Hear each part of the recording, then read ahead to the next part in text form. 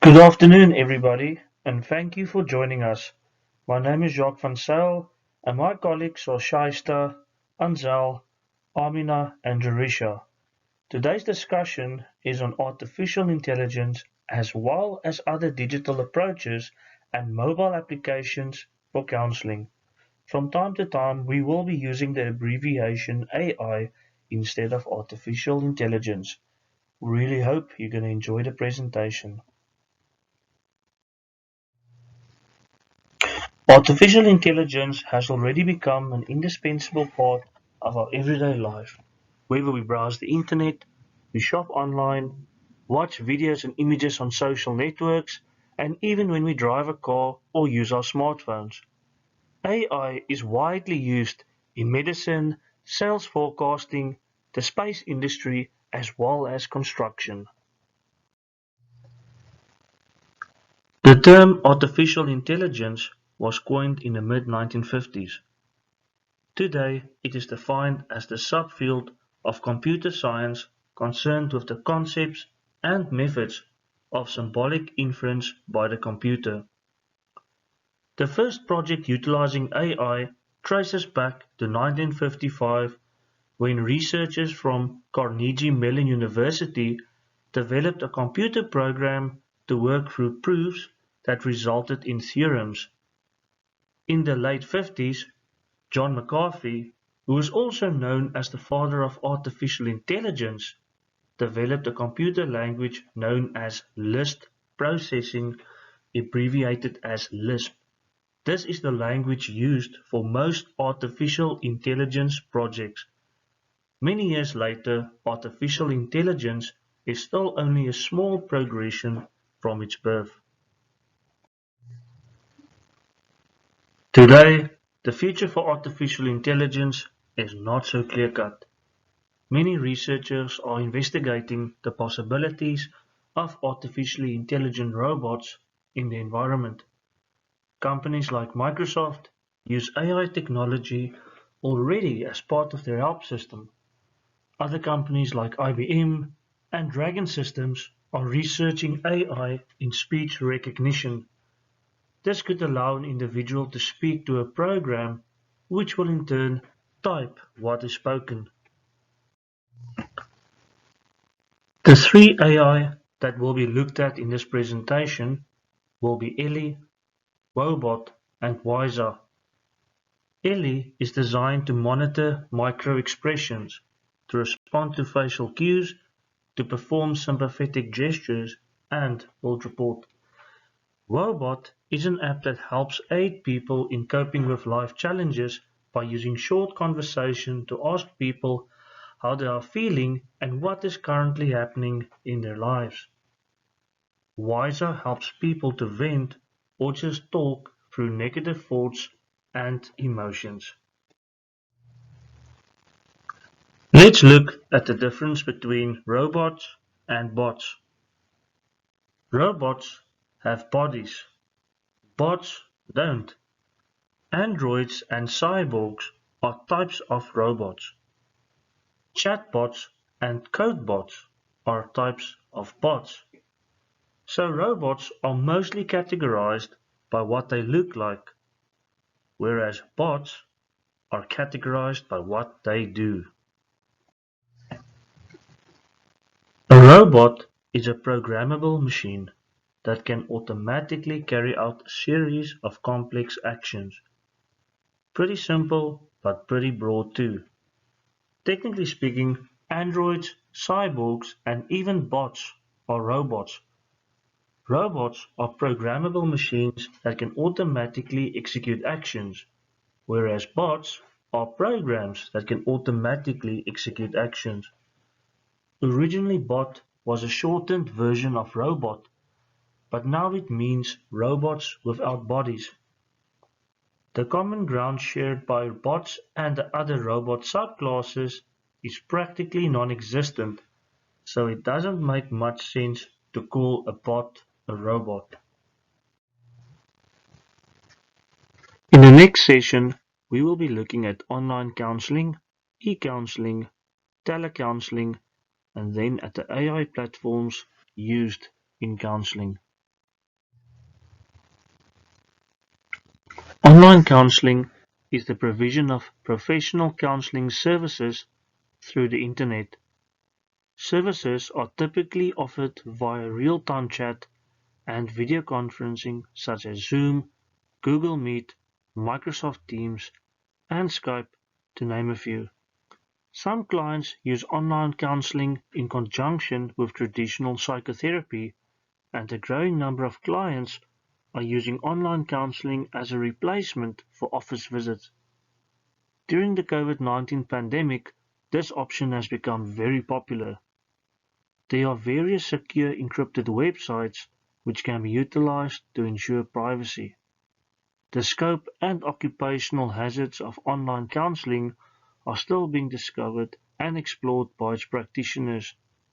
Nevertheless, hundreds of mental health professionals around the world have begun delivering online services, and a clearly articulated theory of online counseling is beginning to emerge. Let's look at e-counseling. Unlike live chat, where communication is instant, the email exchange will be written over a series of days or perhaps even weeks. E-counseling will enable the client to compose their thoughts, edit what they have written, and stop their writing if they need to, allowing them to return to the exchange when they are ready. In a way, it's like keeping a personal journal, except that you are communicating with a counselor.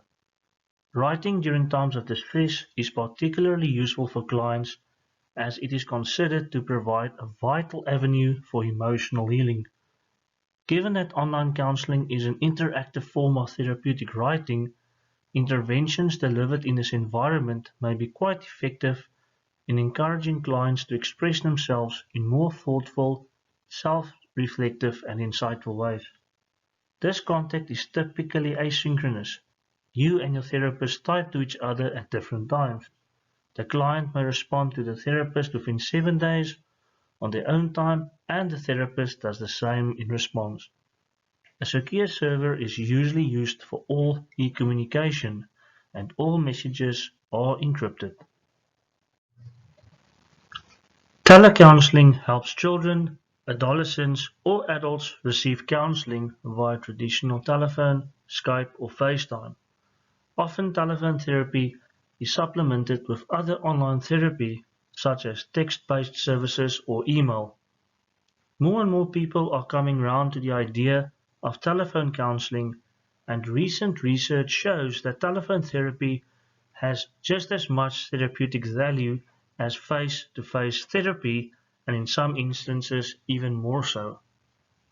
Telephone counseling is also a priceless way of helping people who do not have the means or opportunity to attend face-to-face sessions to receive the help that they want to receive. It provides a private window in which the client can talk one-to-one with a counselor about issues affecting their life. The phone counselor is qualified in just the same way as a face-to-face counselor. Phone therapy sessions normally last from 30 minutes to an hour, but there is flexibility and a client can have shorter or longer phone counseling sessions to fit with their specific needs. Phone counseling offers the client more freedom than traditional methods of counseling. This makes counseling more accessible to those who need therapy. Committing to a phone therapy session is far easier than committing to seeing a counselor in a treatment room, which generally involves travel and so much more time. The University of Southern California's Institute for Creative Technologies created Ellie as part of a virtual reality program called Sim Sensei using funding from the Defense Advanced Research Projects Agency, also known as DARPA, aiming to identify people with depression and veterans with post-traumatic stress disorder. She was born in an attempt to allow patients to be more truthful in their answers.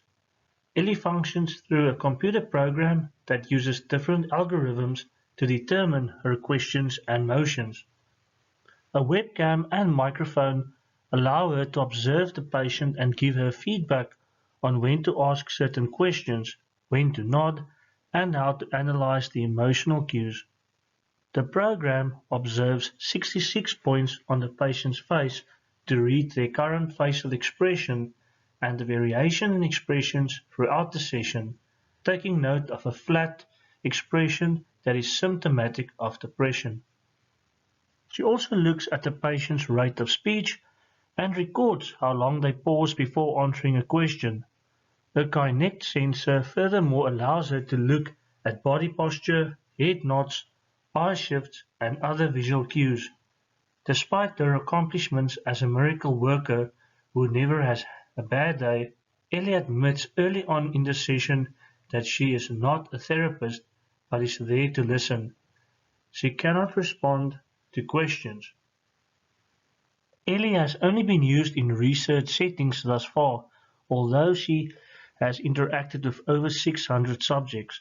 She has been utilized to detect verbal and non-verbal indications of PTSD in Army veterans. Ellie allows veterans to be screened anonymously for PTSD, with her asking common leading questions and gathering information. The key to Ellie's success is that she is designed to not judge anyone on the information they tell her, which allows patients to open up to her. The technology tracks facial expressions, eye movements, and voice quality to determine whether or not the patient has PTSD. As of now, Ellie is only able to screen patients, not treat them. Treatment is carried on by a real doctor who bases plans off of the data gained from the screening. The next step for the research team is to expand the range of capabilities. They plan to have her interview cancer patients about difficulties they have with their illnesses and treatments.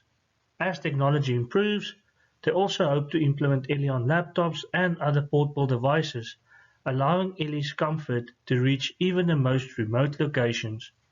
In the following video, we can see an example of how Ellie operates.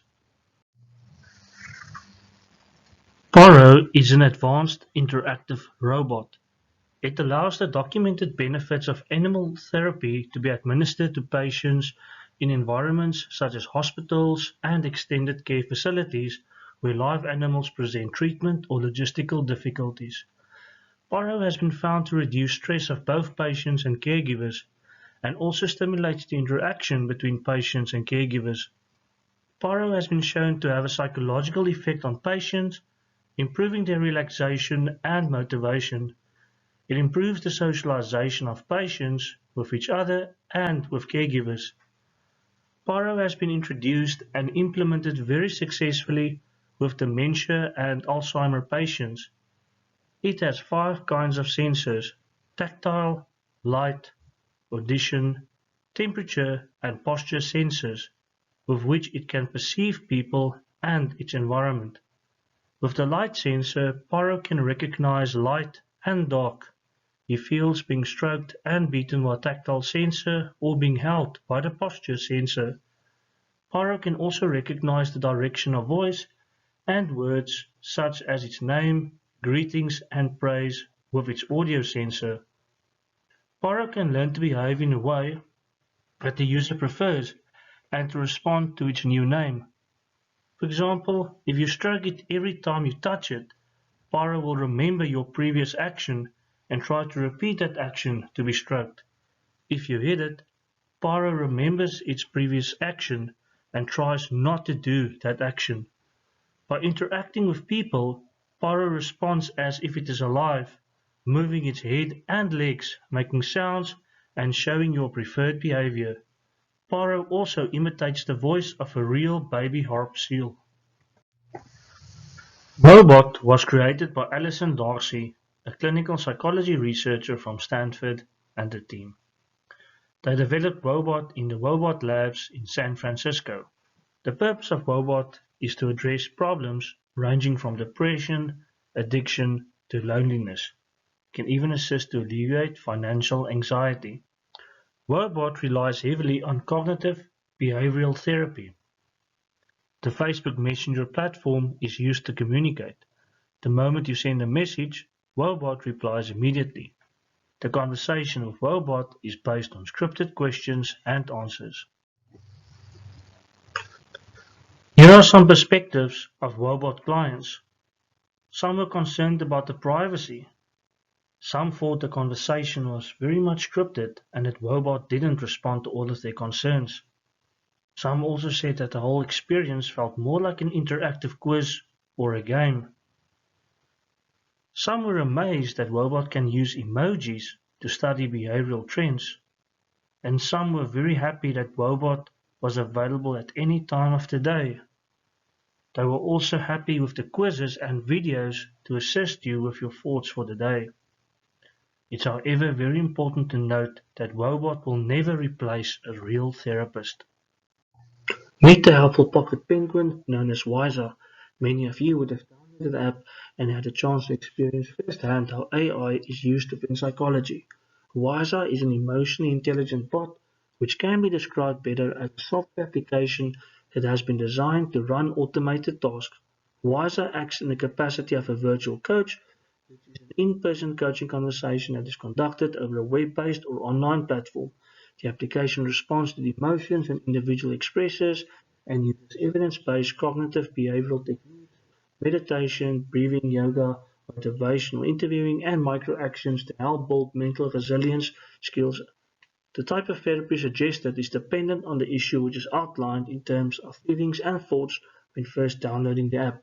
Wysa is recognized as part bot, part human. This is due to the AI chatbot aspect which seeks to ask questions and gain insight while facilitating a conversation to learn more about the challenges in individual experiences. These bots are however programmed to respond to questions and pick up on keywords which links them with automated answers. There are also well-being coaches or therapists which add the human aspect to Wysa and are recognized health professionals which are trained to listen, support and encourage an individual. Access to a coach or therapist is a paid function and requires a premium subscription. While Wysa is an effective counseling tool and can assist in managing emotions, thoughts and sleeping patterns, there are some issues which it does not help with and recommends that these issues be dealt with by a face-to-face professional. Wysa is not designed to assist with causes such as abuse, severe mental health conditions that may cause feelings of suicide, harm to self and any other medical emergencies. In any of these cases and otherwise, Wysa cannot and will not offer medical or clinical advice. It can only suggest that users seek advanced and professional medical help. The app emphasizes that whilst its main outcome is to assist the individual in the best way possible, Wysa is not designed to assist with the issues discussed in the previous point and recommend referral. This is an indication that despite the progression of AI in the psychology field, due to the varying and holistic nature of humans, there is never a one-size-fits-all solution. The human interaction and touch is still required. While there is progression, there are still various aspects which need to be considered and dealt with prior to a fully automated counseling experience. Therefore, each case needs to be carefully evaluated by a therapist or professional. Let's look at the impact of AI during COVID-19. COVID-19 has undeniably caused for us to embrace technology to attend to not only our shopping needs, but even assist with addressing our mental health needs. With physical distancing measures in place and many health and support services having to pause face-to-face meetings and having reduced staff numbers, chatbots became the next best alternative. Chatbots can be effective in helping to solve problems or deliver therapy to those in need at any given time. So here is a fun fact. Chatbots are primarily being used to serve younger people. However, results from a study show that people over the age of 65 have found chatbots useful and are willing to use them again to help address a problem. Please stay tuned for some insights on the impact of Ellie, Woebot and Wysa, which is AI used in counseling during the challenging times of COVID, as well as the advantages and disadvantages of AI during COVID-19. The coronavirus has resulted in stress, anxiety and fear, which are all symptoms that might motivate a person to see a therapist. Because of social distancing, however, in-person sessions are less possible. For many, this has raised the prospect of online therapy. For clients in need of warmth and reassurance, would this work? Research suggests, however, that online therapy works just as well as traditional face-to-face therapy. Studies looking at outcomes for clients and the quality of their relationships with therapists found them equal across telehealth and in-person conditions. Since this meta-analysis, which consists out of 92 studies and 9,000 clients, many other studies have confirmed the value of teletherapy. AI tools such as Ellie, which is a computer-assisted therapy program developed by the Institute for Creative Technologies at the University of Southern California, can be helpful to help cope with the mental challenges related to COVID-19. Ellie's programming uses cutting-edge facial, body, and voice recognition software that can read a person's subtle emotional and behavioral state in real time. The program evaluates speech patterns, facial expressions, eye movements, body language, and posture to respond accordingly and identify indicators of trauma or depression. With the COVID-19 pandemic still rampant, about a third of the global population is currently subject to self-isolation. In the absence of tangible friends, a growing number of people are turning to smart digital alternatives for companionship, such as the Q AI-powered chatbot known as Wysa. Wysa is an AI-based bot with an integrated virtual mental fitness coach. It combines empathic listening with evidence-based therapeutic techniques like cognitive behavioral therapy, meditation, and motivational interviewing to make mental health care accessible to users. This is the reason why Wysa is able to create an empathic conversation based on free text. We also have a strong clinical input and review process during the product development process, as well as operational protocols to manage clinical risk. The combination of free text, empathy, anonymity, and clinical assurance is what makes Wysa unique and impactful during the time of the coronavirus. "I'm not a human," said Woebot, "but in a way I'm still a person." With increased anxiety caused by the coronavirus, Woebot Health is offering expanded global emotional support through its free emotional support platform called Woebot. The company's goal is to lift spirits and help people feel grounded during this unprecedented, anxiety-provoking time. Woebot Health has launched its COVID-19 offering called Perspectives. The company has also launched a standalone web tool to widen the reach and accessibility of its ongoing mental health support. In typical Woebot fashion, Perspectives is whimsical, hopeful, warm, and authentic. Throughout the program, users can look forward to more guided meditations as well as practical tips like ideas for staving off cabin fever and connecting with others while social distancing. Woebot has also added themes to deal with grief and economic hardship.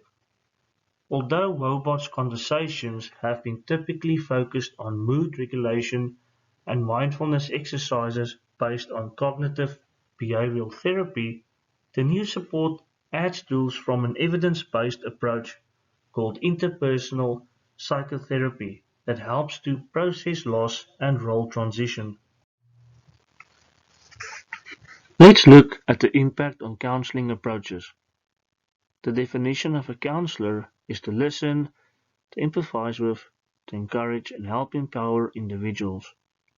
The nature of problems encountered varies according to the setting and could include, for example, depression, anxiety, the need to manage harmful emotions and behaviors, or difficulties with coping with traumatic experiences and events. Counselors do not advise their clients, but seek to help them to understand themselves better and find their own ways to cope or to resolve problems. Referral and liaison with other agencies are a feature of the work. The number of counselors are not enough for the mental health or counseling needed in the world. AI should be the first level of screening to assist the professional. The bots available can be a supplement to the counselor or the only access to a counselor. The impact of the current bots are as follows. Ellie was designed to treat veterans experiencing depression and post-traumatic stress syndrome. Emma speaks Dutch and is a bot designed to help with mild anxiety. Karim speaks Arabic and has been assisting Syrian refugees struggling to cope after fleeing the atrocities of war. Tess can perform cognitive behavioral therapy as well as purposely improve the burnout associated with caregiving. And lastly, the Ginger.io app combines machine learning and a clinical network to provide you with the right level of emotional support at the right time. Due to the fact that many AI applications or programs are accessible via the Internet, the service is provided across jurisdictional boundaries, such as national lines, which each have their own set of laws and regulations governing psychological practices. Due to the engagement on the Internet or via an application, there is heightened concerns around privacy, confidentiality, and security. There are numerous concerns which arise due to the use of unsecured websites or unencrypted communication tools like commercially available software that is easily hackable. Data security may also be compromised when technology fails, with potential breaches of confidentiality that might extend beyond the therapist's control. One of the pillars that guide any counseling journey is the relationship between a counselor and a client. One of the main concerns with the use of AI in counseling is the absence of nonverbal cues in therapeutic interaction, especially when using text-based media, but also when using telephone or video conferencing, which may lead to misunderstandings and miscommunication. If a therapist were to miss some important item of clinical information, the whole diagnostic process and psychological assessment could be impaired. The use of email in this context can undermine a conversation in terms of time lag and lack of spontaneity, and it may prove difficult to express empathy, warmth, and feelings. For these reasons, online psychotherapy may not be appropriate for all therapeutic approaches and modalities. Under face-to-face circumstances, if a counselor were to notice that an individual is displaying symptoms of self-harm or suicidal thoughts, they would be able to hold that client's hand until they receive the necessary help. Questions also arise as to whether an emergency or crisis situation involving threat to self or others can be detected and addressed where client and therapist are at different locations. Online psychotherapy requires a particular form of informed consent. However, it might be difficult to determine whether the client is legally able to give consent or to assess their mental capacity to do so. Another concern would relate to the credibility of the signed informed consent and if it is actually the client signing and not someone else. Online psychotherapy or counseling may not be suitable for all individuals. Conditions such as clinical conditions, psychiatric disorders, and problems should not be diagnosed by a bot who is not programmed to evaluate and diagnose a client. Due to the inability of being able to type in responses to apps such as Wysa but rather selecting from a list of options, individuals are restricted in sharing their experiences, which may lead to a misdiagnosis or not understanding the problem in its totality. Here are some challenges that were experienced with AI during the pandemic. There's potential data breaches that could expose confidential information. The AI is not sufficient in the case where individuals are dealing with severe trauma and PTSD, and those individuals require professional support. System vulnerabilities could lead to an incorrect diagnosis. There's also the case of the lack of human touch in the case of counseling applications. If you make mistakes in algorithms, it can result in sexist or racist and disrespectful remarks. In some scenarios, people received different COVID-19 diagnoses even though they describe the same symptoms. Also, the decision tree of all the applications needs to be consistently updated, or else pandemic recommendations become outdated. The internet has opened up new avenues for mental health treatment, but there are some pros and cons you should consider before you decide on e-therapy, also known as teletherapy, during the times of COVID-19. Some of the advantages include: it is positive for people in a sheltering place or living in a remote location with limited or no access to quality mental health care services. It provides accessibility for people dealing with physical limitations and who are not mobile. It is often easier to schedule because traveling is not an option. It offers the advantage of comfort, knowing your therapist is available even in a crisis situation where leaving your house is not a possibility. Some of the disadvantages include that some insurance companies may not cover online therapy.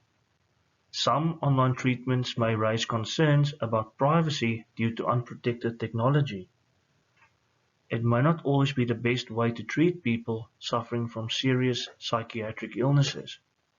And without geographic limitations, it may create potential ethical and legal problems as licensing and treatment guidelines vary between states and countries.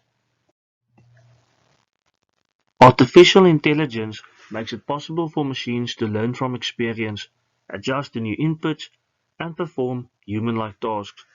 Most AI examples that you hear about today, from chess-playing computers to self-driving cars, rely heavily on deep learning and natural processing language. Using these technologies, computers can be trained to accomplish specific tasks by processing large amounts of data and recognizing patterns in the data. As seen through this presentation, there are various AIs for counseling, and probably many more to come in the future as AI advances. We want to thank everyone for joining us today, and we really hope you enjoyed learning as much about AI as we did.